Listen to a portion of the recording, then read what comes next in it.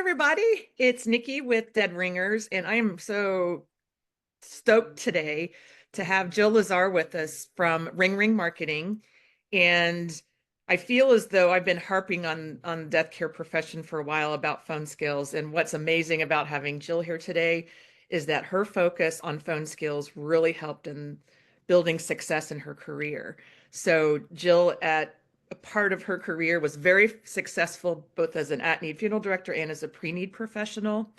And now, as part of the Ring Ring organization, she is the VP of business development. So we are so lucky in the profession to have someone that has that background to come in and share some of her knowledge with us today. So one thing I know about Ring Ring is that's their job, is to make your phone ring ring. That's the focus of that organization. But then what happens once the phone rings?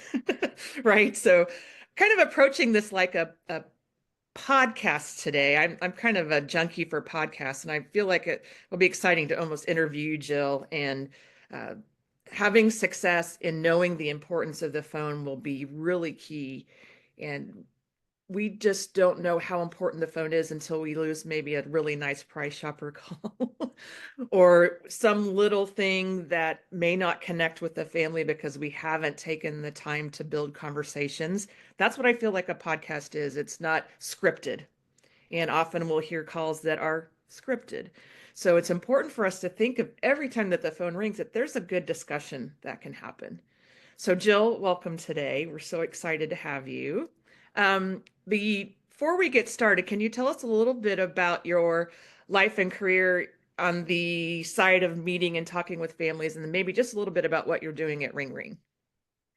Yeah, sure. Well, first of all, thank you, Nikki, for having me as your guest. I'm super excited. I got to meet Nikki at Dead Talks and was fascinated by her Dead Talk. So my history is I'm a licensed funeral director in the state of Pennsylvania. And throughout the years, I've worked at a few funeral homes, and most of my career has been focused on the pre-need side of the business. But I've also worked on the at need side as well. And working in the funeral home certainly gave me the background on how important these phone skills are. But most recently, I took a job with Ring Ring Marketing as the VP of Business Development. And it's been super interesting for me to learn the technology side of the business a little bit more in depth than I knew when I was a funeral director. And the goal for Ring Ring Marketing, of course, as Nikki said, is to make your phone ring. And one thing that we've noticed is sometimes we make that phone ring, but people don't know how to answer the phone, and leads are lost because their staff's phone skills are not where they need to be. People are not trained to the position they need to be trained to. So it's given me a little bit of insight in how some funeral homes struggle with that. It's been really, really great to get to meet, like I said, people like Nikki who are working on that and are offering training, and it's making a big difference for a number of funeral homes. Yeah. Thanks for sharing that. And I got to hear Jill speak as well.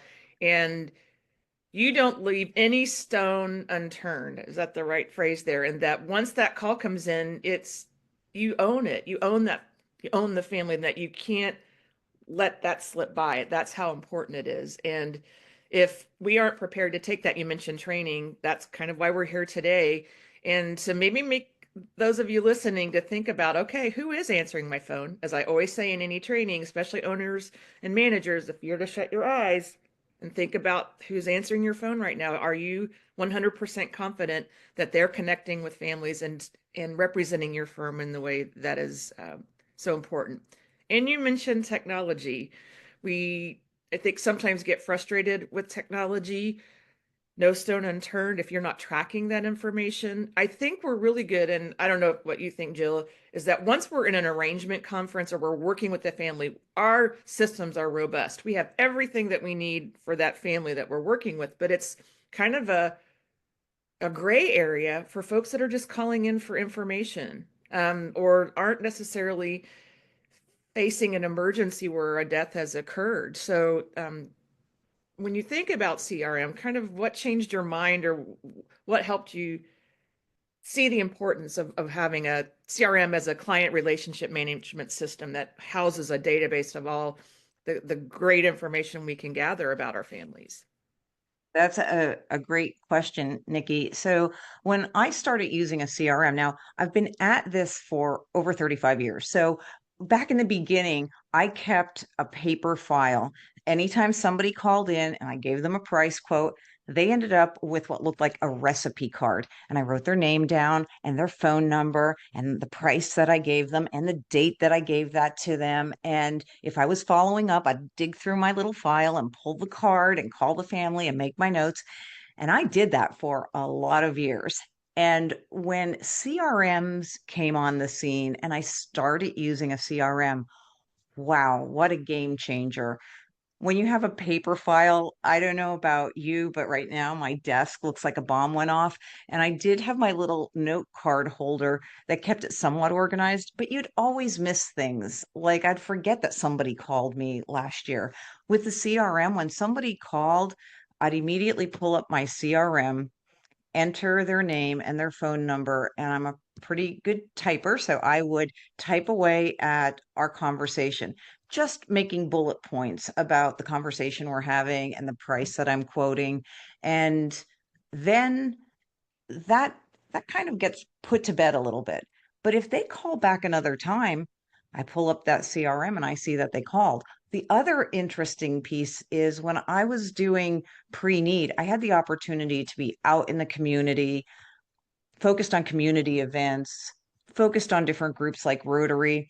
Everybody that came to any event that the funeral home where I worked hosted, those names were entered into the CRM along with their phone numbers. And if they later called for a price quote and their name was already in my system, I could say, "Hey, I remember meeting you last November at our Veteran Day event." Well, boy, isn't that an icebreaker because they want to tell me all about that event and if they had a great time and who they met at that event. So the CRM gave me instant rapport with families if I had met them prior to their price shopping.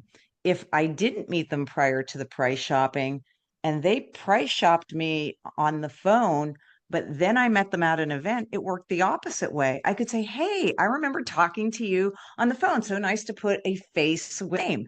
So the CRM made it look like I just remembered everybody, which of course we don't, but it really gave me a lot of context. And the nice thing for when you're working with an at-need family is if you have a CRM on the pre-need side, when that goes to at-need, that director in that arrangement conference walks into that arrangement conference with a pile of information if there was a lot of interaction on the pre-need side. Yeah. So absolutely a game changer. Well, I'm already thinking of more questions, and I hope you guys out there are too. And so, if you want to ask a question, we will spend some time at the end of the discussion here today and address those questions. So, along the bottom of your screen, there is a Q&A format that you can click on that and ask questions. We're going to cover a lot of interesting things today, and this is not easy what we do. When I think of a CRM system and it kind of like, oh, the weight of the world kind of falls on you. But if you are consistent with it, in my days in the pre-need world as a provider of pre-need product, we called those paper files back in 1993 tickler files because it's like you were tickling the pieces of paper. And so that's the term that we use for that. Just imagine how far we've come. And there's still so much more with AI and things that we can use.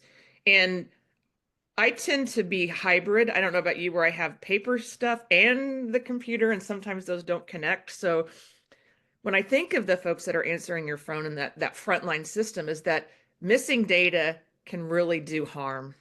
So it's important that everybody in the organization is on board with this. And as I think of things that I witnessed in my career, there's always been this kind of dividing line between nothing's really important, and I'm not, we're always nice about these kinds of things until it becomes an at need.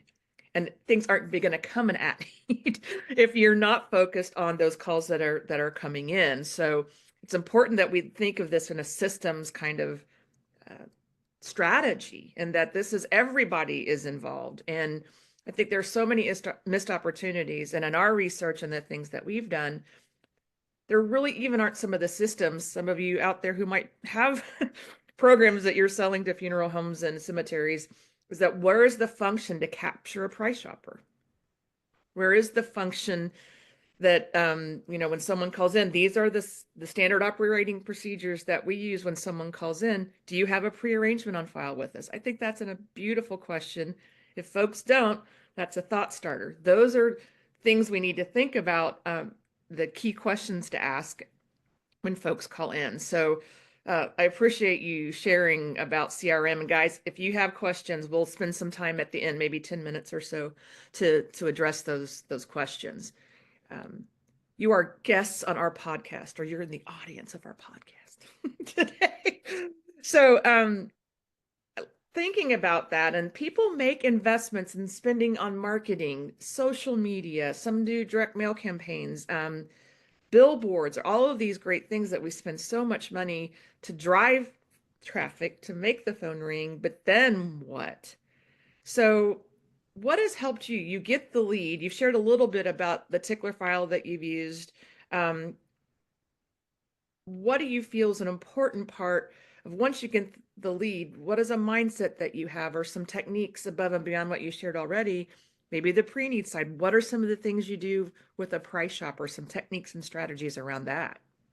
Yeah, so that's kind of like two separate questions. So you have direct mail, leads are coming in. What do I do with those leads? And price shoppers. What do I do with price shoppers? So let me address the price shoppers first, because that directly correlates with, making your phone ring and working with a CRM.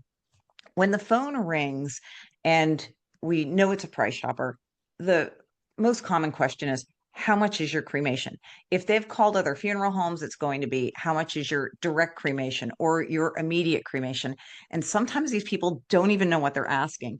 I was at a seminar last year where a hospice doctor said, I just recently learned what immediate cremation meant. And I was like, oh my word, a hospice doctor did not know what immediate cremation meant. And here we are assuming people know what it means, probably because they're asking it on the phone, but oftentimes they have no idea what that means.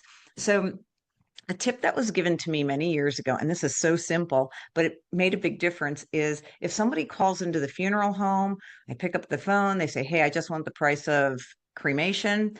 I'll say, I'm going to give you a lot of information. Do you have a pencil handy?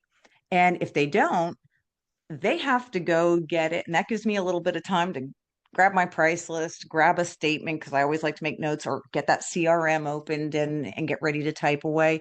It gives me a little bit of a moment. If they have a pen ready and say, yep, I'm ready to go, I usually start by saying, I'm going to give you a lot of information. I am going to give you the price for cremation, but I'm going to give you some other information as well. Is that okay? Because until you ask if that's okay, they're in a hurry. They just want the price of cremation and they want to get off the phone. But if you tell them there's other costs, and if you only give them the price of cremation, that doesn't really paint the whole picture. They want to know what is the whole picture. So I lay the groundwork for that right in the first couple questions. And they're not hard questions to ask. Most people are happy to know that they're getting additional information. By that time, most people are no longer in a hurry. We are all concerned about the FTC. We all want to make sure that we're compliant. And I think before I had phone training, one thing that I did was I just regurgitated the prices. How much is your direct cremation? $2,000 or whatever it was at the time. I would just spit it out. And that's all they wanted to know. Phone got hung up. And I felt like I was compliant.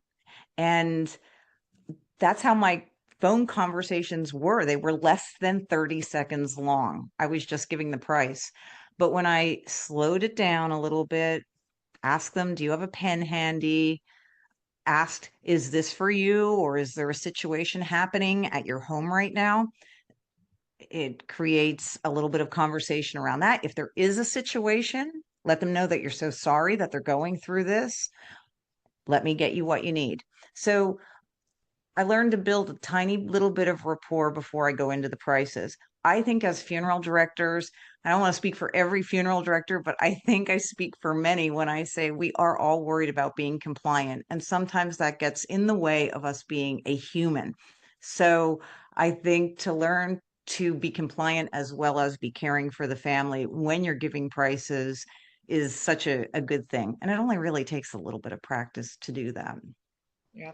But do you want me to expand more on that, or do you want me to talk a little bit about the pre-need leads that come in from direct First, mail? you mentioned FTC, and I don't want us to get caught up in that today. We just did a webinar last night around that, so we have tons of ways to help you be both creative and compliant at the same time.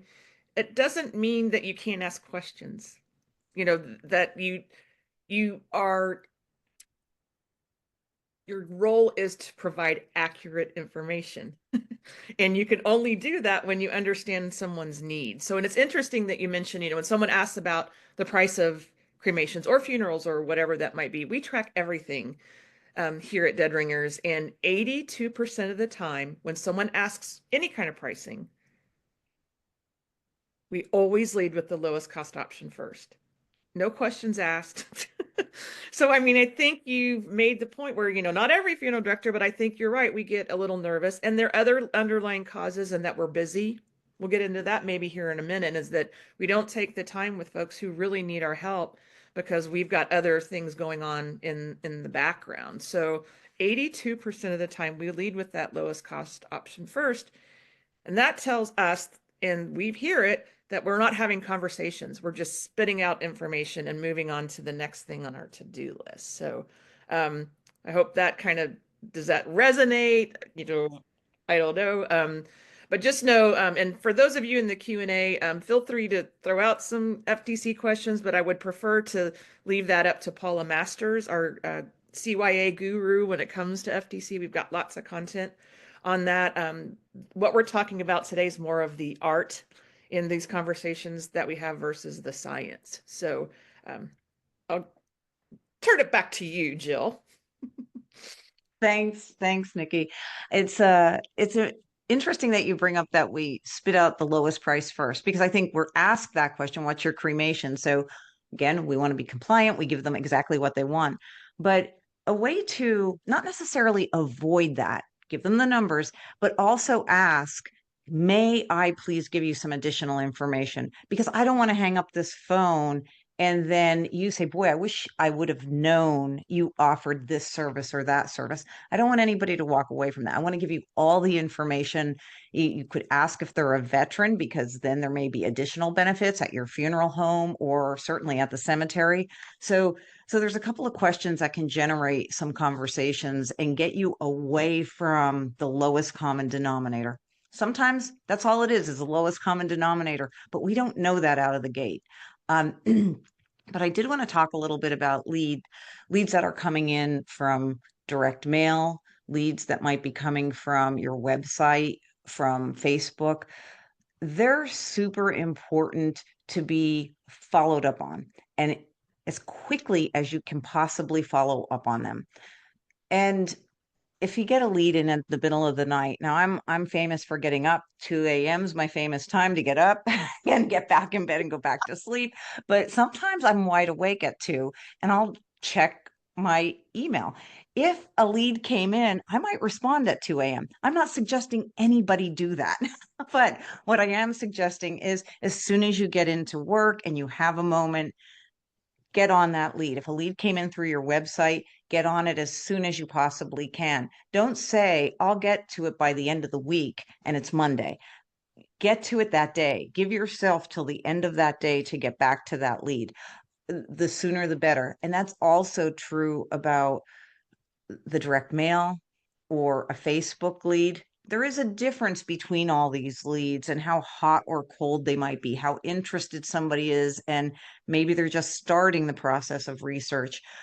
But you don't want to be the last person to respond to them. If they're reaching out to you, chances are they've already reached out to a number of other funeral homes. You don't want to be the last person to respond to that, because by that time, maybe they've already scheduled an appointment with a funeral home. And again, maybe they're just doing research, but you want to appear to be the expert in the field and get on this as soon as, like, be the responsible party, be the person that's saying, I'm going to take care of this for you. I have had people call in and say they're price shopping. They're calling every funeral home, and we were the first call. And I went through the whole process of asking, may I ask you a couple questions first? Are you a veteran? Had nice conversation with them and have them say, I'm not calling anyplace else. I'm coming to you. You know what you're talking about. And that was the difference between being compliant, answering the phone and being compliant, or acting like a human being and having a conversation. And that holds true no matter what type of lead it is. Just because it comes in on your website, don't assume that it's not a valid lead. I've already had at need situations fill out the pre-need form on our website, not understanding that that's not how you contact the funeral home. Always follow up on those website leads as quickly as possible, as every lead, but they get Well, ignored a lot. that shows, I think, the confusion in the profession that consumers don't know because they don't go through this every day like you do as a funeral director, and they may think the entree is to the younger the person, the more likely they are to use technology in that fashion than they would a phone. Um, and I love it when you tell a success story like that, and that I don't, we hear a lot like, I didn't think I was going to get the call because we were more expensive, and funeral directors say, I got a call back and we got the call because they told us we spent more time with them than anyone else that they had called. Now, at this point, it's anecdotal, this all of the stuff we hear when there is a success story about that, but I that's why I think it's important as you manage the business to start tracking those calls that come in, so then you can see, the conversion. That's a part of our discussion today, where that conversation turns into a conversion. And um, that's what people are doing, is research. And we have some conversation starters within our training, in that we are so glad that you're doing your research. I'm glad you reached out to us because I'm going to help you with that. And I like the entrees. I'm going to give you this information, but I am going to share some additional things that I think are really important to you as you and your family make decisions. So that, I think that's such a good feeling to think, oh no, we lost that call, or they're going to, all they're worried about is price. We don't know that. Mm. you know we No. that. And so having those pointed questions, I think you taught me that these are safe questions. I think we get so afraid that we're going to anger someone or that we're stepping out of bounds when we're the experts on this. And I I'm a sponge, and I don't know about you, when, all these kinds of little tidbits, the little things that matter in connecting on the phone. And I learned from Paula Masters, and that he does so much in the training that he does, is that consumers, the one thing they may feel they have power over or leverage over is price. They don't know any other question to ask. And I don't know about you or anyone out there listening, and that, maybe a lot of the main questions we may get is, how much does it cost to do a cremation there? Um, and they don't know that there are more options. And you might have mentioned this too, is, but if someone calls into you and says, how much is direct cremation there? Do consumers use the word direct cremation? You know that someone has told them direct cremation. That's not necessarily meaningful to a consumer. So, I mean, do you have some things that tip you off when people call in and ask for certain information, and the language that they use that maybe isn't terms that they would Yeah. understand or know? Well, I can sometimes tell if they've talked to other funeral homes because they'll say, does that include death certificates? Well, nobody knows to ask about death certificates unless they talked to another funeral home and somebody did their job and said, well, I'm not telling you the whole story if you're saying $2,000 is our cremation, but in the state of Pennsylvania, for example, death certificates are $20 a piece. So you should go through that. So typically I can tell, they might give me a little hint that they've talked to another funeral home. But of all these years, I wanted to point out, so many years of doing this, one single time did I have somebody get upset. I said, do you mind if I go over some additional information with you? He said, I don't want additional information. I only want to know what you charge for cremation. I don't want to know what your urns are costing. I don't want to know anything. Like he just really let me have it. But one time in the hundreds and hundreds of phone calls I've taken, I mean, I think more people just appreciate that you cared, that you actually took the time to say, "Are you doing all right?" If they're telling me that they're calling in because somebody in their family is not well, and you take the time to say, "How are you holding up?" That's a game changer. They're stressed out. They're tired both physically and mentally. And for maybe the first time somebody said, "How are you holding up? I'll get you this information. I'm going to help you through this process." And you almost could feel the weight change from their voice. Mhm. So, yes, I sometimes can tell that they've spoken to another funeral home, but I also sometimes can tell that it wasn't a good experience because until they start to relax and tell me their story, I know they haven't told it before. This is the first time they're telling their story. And that's a little sad that people have called around and what they got is a price, and they might be sitting next to somebody who's dying. Yeah. Oh man. Yeah, we have five themes that we hear in our probably 20,000 calls that we've listened to over the last 9 years, and confusing information is one of the five that what we provide sometimes just isn't clear. Just the other five to share with you: lack of empathy, shocking; confusing information, missed opportunities, and that we aren't digging in and spending the time. And um, I we'll get to this in a minute, but the spending of the time I think is key. Another is long hold times. Long hold times, and I find that very interesting. That when we track everything, and then I think another key piece, and kind of along with the missed opportunities, is we call it passing the buck, literally the dollar back to the consumer. And we're hearing things like, "Well, the funeral director is not available right now. Can you call back?" No, no, you can't call back. No, we have to take responsibility for those things. So, kind of it's not my job kind of stuff. And those little sweet things show up in phone calls. We hear that. So, kind of then back to the confusing information. Um, I think it's important, obviously, that we help folks in those ways. So, anything else kind of about the price shopper that you found that helps you turn a conversation into a conversion?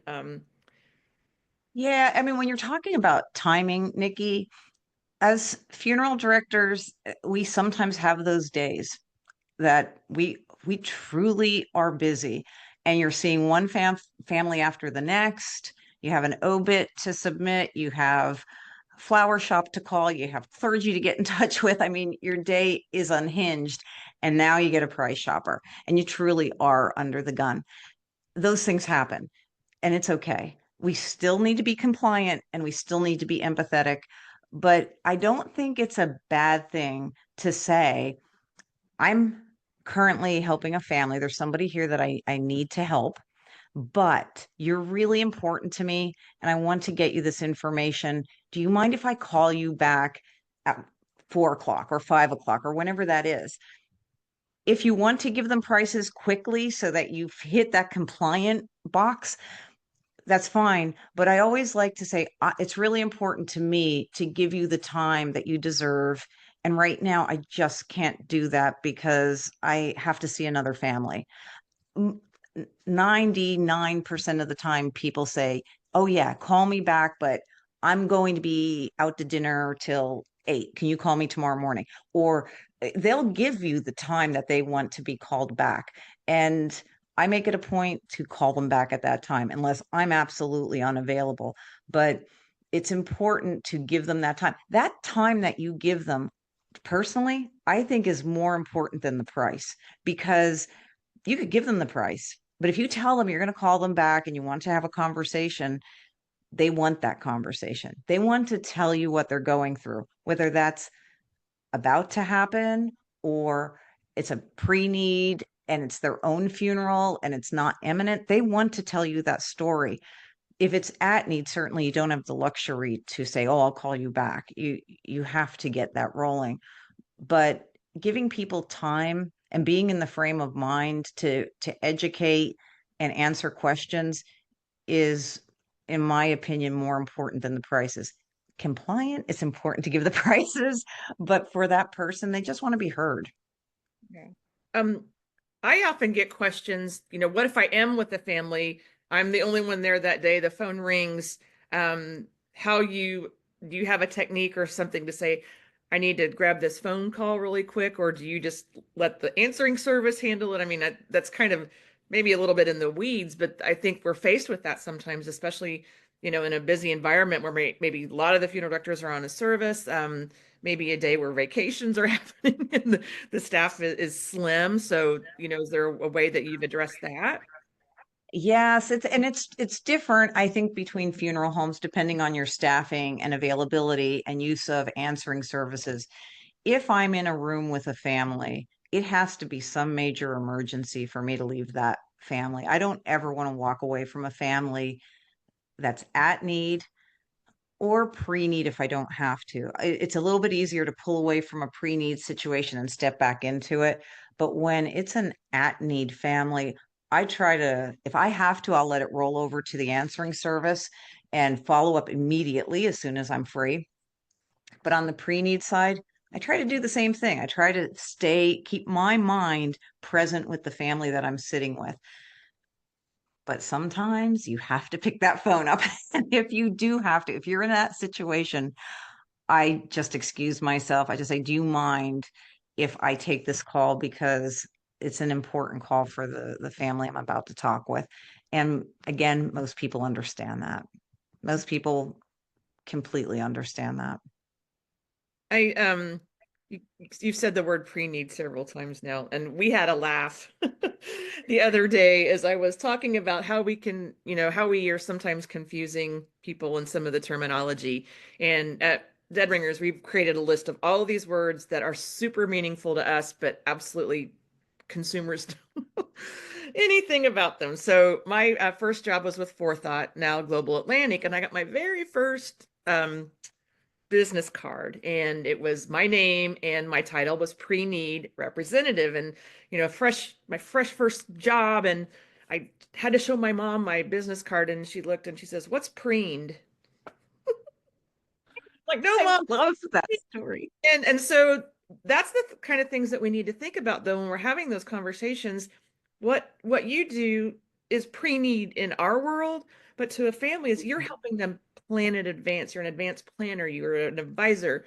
So kind of thinking that way too, steering away from our own um vernacular, is that the right word, is an important part of connecting with families and talking to them on a level that's meaningful. The word at need is our word. It's You know, our is this an word. we hear that as the calls that we're placing is this an at need call? I don't know. What? And No, and I think we and just yeah. I think about that because in our world, like we could ask the question, are you in an emergency situation? Where for most people, that means, yeah, death has occurred. This is an emergency. Like our world, the death has occurred. It's not an emergency anymore. An emergency would be someone's having a heart attack. We need to get EMS on this person. But we could ask it a different way because you're right. So right. They don't know at need from pre-need. They don't know those words. When I do lunch and learns, one of the very first things I say is, I'm going to introduce you all to some funeral director words. And the reason for that is to say, you might see pre-need after my name, and this is what it means. Pre-need versus at need. And I explain that thoroughly. But when I would introduce myself to people and I was doing pre-need, I would say, I'm a funeral director, but my job is just to help people plan their funerals before they need it. And keep it that simple because you're so right, Nikki. People have no idea what preened is or pre-need. Well, and one more other little story. I lost my father 3 years ago, and my mom and I went into the there's a long story. I think I've done a whole training around this, but we sat in the arrangement conference where he took us into the chapel, turned the chair around and straddled it and talked to us that way. Anyway, um, he used the word retort as a part of the discussion. And I'm like, I mean, I don't know that necessarily that this is a phone discussion, but we've heard those words in the phone calls that we've placed. And again, my mom, bless her heart, she's like, resort? Oh, my poor mom. Anyway, no, it's like you don't have to worry about this word. This is not a word that is important to you. So, just some pointers out there to those listening. Think about the terminology that we use and whether or not consumers understand those. So, I think that's key. And a lot of that is building rapport. And when I listened to you at the Dead Talks with ICCFA, that was a big part of that. And you had some really good pointers on building rapport on the phone. So, what are some things that you'd like to kind of share with our listeners today? So I already hit on just basic things. So what I want everybody to do is when you call another business, pay attention to the questions you're being asked and see how comfortable you are. So if you call to get your car inspected and you need to set the appointment and that person answers the phone and they have good phone skills, what about their phone skills really sounded good to you? What about their phone skills did not sound good to you? Because it travels across all professions. If you go to your doctor's office and they're using words you have no idea what it is, you leave there and you're just confused. Think about how basic your doctor needs to bring it down to explain it to you. In my case, my auto mechanic needs to really bring it down to my level for me to understand what's going on with my car. So I try to think that way. So I don't come from a funeral family. Nobody in my family was a funeral director. If I had to explain to my mother what something is or how something works, or how would I want someone to talk to my mom? Because I know she doesn't know what a retort is. She knows what pre-need is only because that's what I did.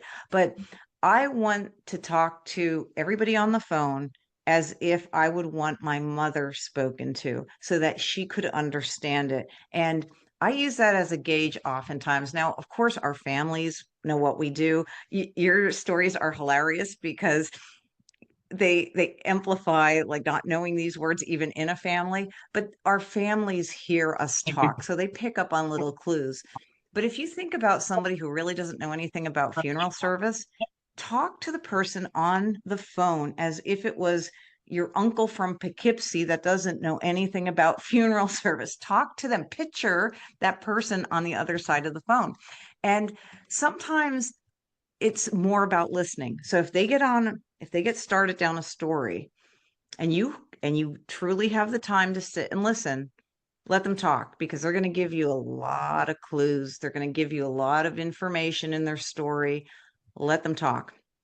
But a couple key things, I always ask if the person they're planning for is a veteran. That gives me a lot of things to talk about. And one of my first questions is, oh my word, what service were you in? What did you serve in? The Army, the Navy?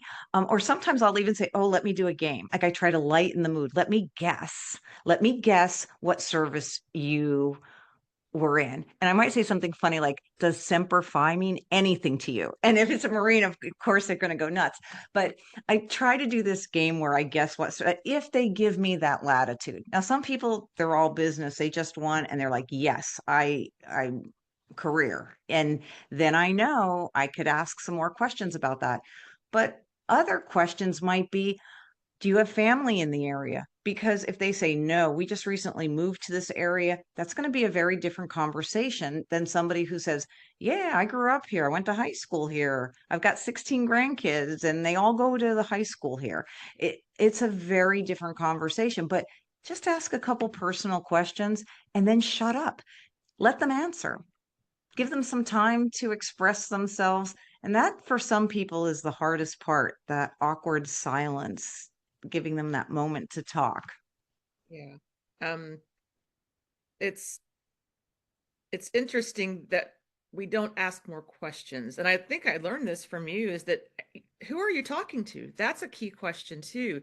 You go through all of this information and you find out it's their neighbor that's calling in for them. So you had some really good entree questions into like who's calling, how, and to make that by asked who I'm speaking to, like sometimes we'll hear that, but what are some good kind of artsy ways of determining who's trying to make the arrangements or making the call? Well, one that I use all the time is, are you planning for yourself or is this for somebody else? And that's when I get, yeah, this is for me. Oh, it's for me and my husband. I finally got him to agree to come into the funeral home. Or, oh yeah, I have a sick neighbor and I'm a close friend and I told them I'd do a little bit of research. The truth will eventually come out, and you're simply asking them, is this for you or is this for somebody else? It's a kind question. And one thing that I learned over the years is being clear is being kind. Don't try to dance around a subject. Just be very clear. Don't be afraid to ask those questions because they want to tell you. 99% of the time, they want to tell you that. All right, I'm stealing that. Sorry, I'm writing that. So being clear is being kind. And it kind of makes me think of the FTC rule is that we have to be transparent, that we have to do that. And um, I trained a young man this morning due to the profession, and the main thing he was worried about is sounding kind. He's like, I know I have an issue that I sound robotic at times. And I think you're right. When you ask these kinds of questions, you mentioned connecting personally. I said, you're having conversations. Think of this as having a conversation with your family.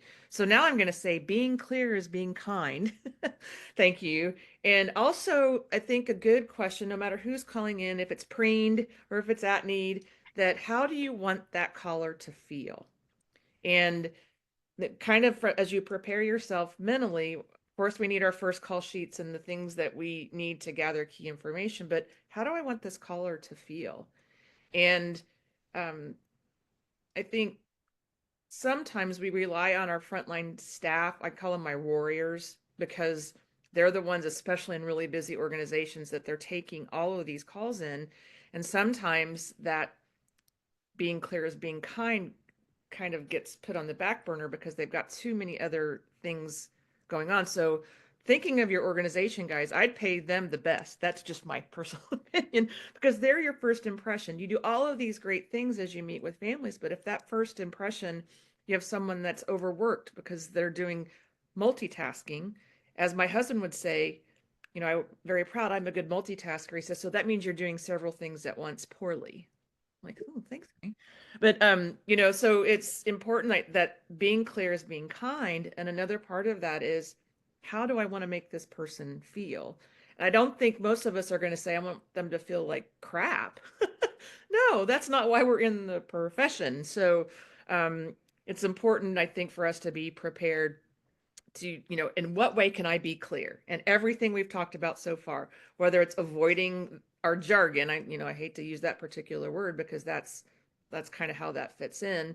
We're not spending time and asking questions. We're just being very clinical. You mentioned a doctor's office and that just the facts, ma'am, and not creating those meaningful moments. And at Dead Ringers, we're all about creating customer experiences. And if there's not a profession that can benefit from creating experiences, ours. So that's kind of the linchpin in what we do. And what you've explained so far is that's what you're doing. You're not customer service is calling in and getting a quote, for car insurance, you know. And sometimes Exactly. we hear are very, matter of fact. And this is not a matter of fact kind of situation. We are No, Yeah, we're about to a point where I really want to open it up for questions. But it's a culture, and I think you mentioned that too, is that you embrace a phone culture and anything else that you'd like to expound on that with, and then I'll start opening up some of these questions. definitely. Like the culture is so important because if you there's a saying, you promote what you permit. So if you have somebody that does not have good phone skills, every single time that person answers the phone, that's the standard that your funeral home is judged at. If somebody with strong phone skills is answering your phone every time that phone rings, that takes the standard of your funeral home up a whole bunch of notches. It's the first impression. Sometimes that is the first impression of your funeral home, is that first phone call. And if that phone call is taken and not given to the right person, or handled poorly, or handled in a rush, or handled in a way that they feel like nobody cares, it's not, you don't necessarily have that call. Just because they called your funeral home with a death on an at need situation does not mean you're going to get that call. They could pull pull the plug on it, no pun intended, right there on the phone. And it happens. It happens. So the culture is so important. If you train everybody up to a standard, then you know that your staff is all answering the phone the same way. And if you cannot do that, because some people maybe for whatever reason cannot be trained, get that phone call over to the person who can. It's that important. We talk a lot about the technicalities of that, and I can't believe the kismet with this, but there's our first question totally feeds into this. And so our question here is, with a large organization with several arrangers and a free-for-all for fielding questions, we know that happens, with the caller or potential family, what are some strategies that can be used to stay consistent and on point without sounding too scripted? Does it make sense to train Okay. everyone? Have we considered designating a few staff members as the experts? We operate a few locations in a busy market that's family owned. That is that is a fabulous question, because I believe that it should be scripted. Now, I'm careful about scripting because nobody likes to be scripted. But when I was first starting out, I was given some scripts. Now, this was to work with families, not necessarily on the phone, but I had to memorize those scripts. And I did. And then we had to role play with those scripts. And I did. Then once I had them memorized and I felt comfortable with the scripts, then I made them my own. I started to change the language in it slightly, started to feel more comfortable in that role because I was now using my own language. But in the beginning, I had no language.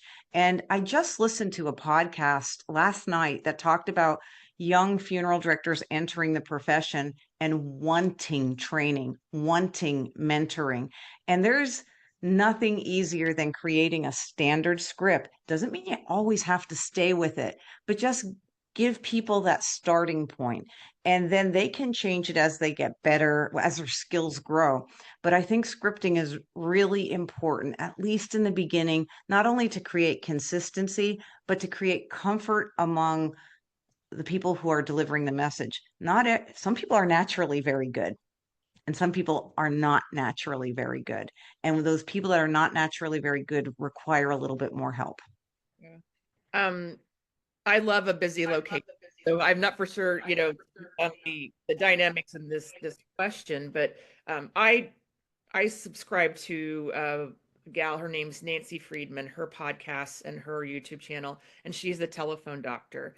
And in any training, I set out one of her quotes, and is, anyone that has access to a phone should be trained to use it. Now, there should be varying levels in that, and that's why this is not easy. Management needs to determine who are my strong people. I'm working with an organization now that's kind of an elevated position. I am the one that fields pricing calls. I am the expert on in this particular thing, but everyone else in the organization knows who those um, an old corporate word for me is star point. They're the star point when it comes to dealing with price shoppers, and it takes works to do that. So I hope this helps with your question. In larger organizations, I think it's really important to do what I call stand-up meetings. Every 15 minutes, here's who is available today. Should we get price shoppers? Here's, the person to handle this. And like you said, slowly get comfortable with it. And I know people hate this, but role playing works. Role playing works in practice. I worked with a firm that their colleagues were not only to memorize their prices, but everything on the price list. And they knew their product though. I mean, that may sound expensive, but and it had to explain what is included in that price list. So there are, if you really want to make a difference, it's spending the time to do it. So I hope that helps with that particular question, which leads perfectly into our next question from Nancy. And she says, I found that it's important to differentiate your funeral home when dealing with price shoppers.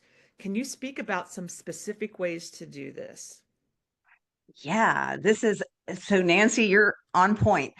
So, especially, most of our questions revolve around cremation. And uh, I think that's pretty much standard across the United States. Most of the questions are going to revolve around cremation. Now, if your funeral home has their own crematory, one thing I love to say is one thing that sets us apart is that our crematory, where the cremation is done, is right under our roof. So once we take your loved one into our care, they do not leave this building until we're headed to the cemetery or we're returning the urn to you. Everything is done privately, securely, professionally. And if you would like to see where it's done, I am happy to show you and give you a tour. So I always loved to showcase that our building was clean, that we had our own crematory, that it was very secure, how the system flowed through the cemetery, or not cemetery, through the funeral home.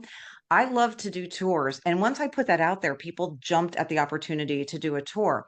Now, if you do not have your own crematory, and many funeral homes don't in New Jersey, they're not even allowed to own them. So funeral directors are not allowed to own their own crematory in New Jersey. So there might be other states like that.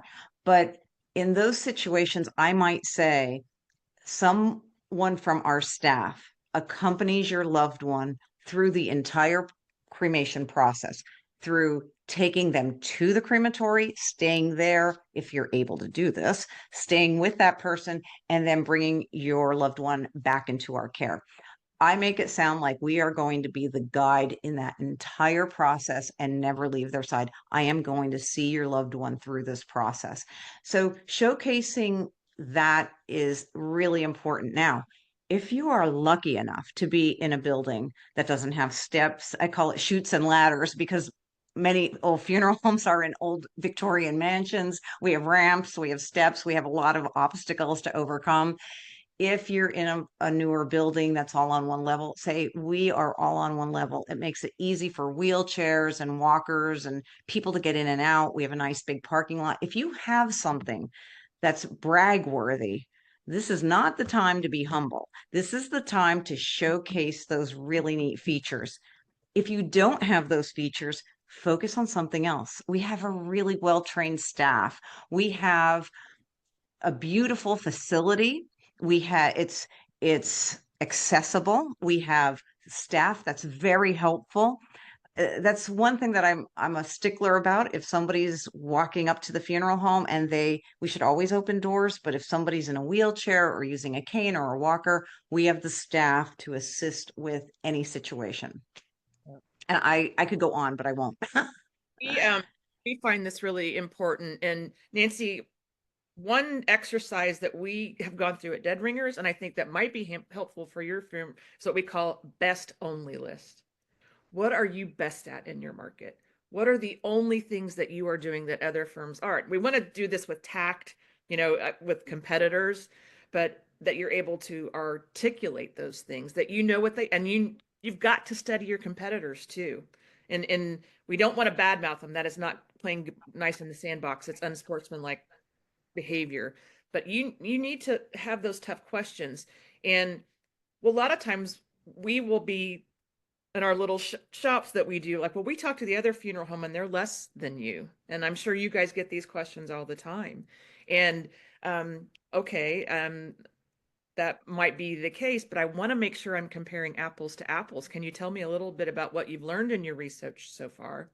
That's one way to truly understand.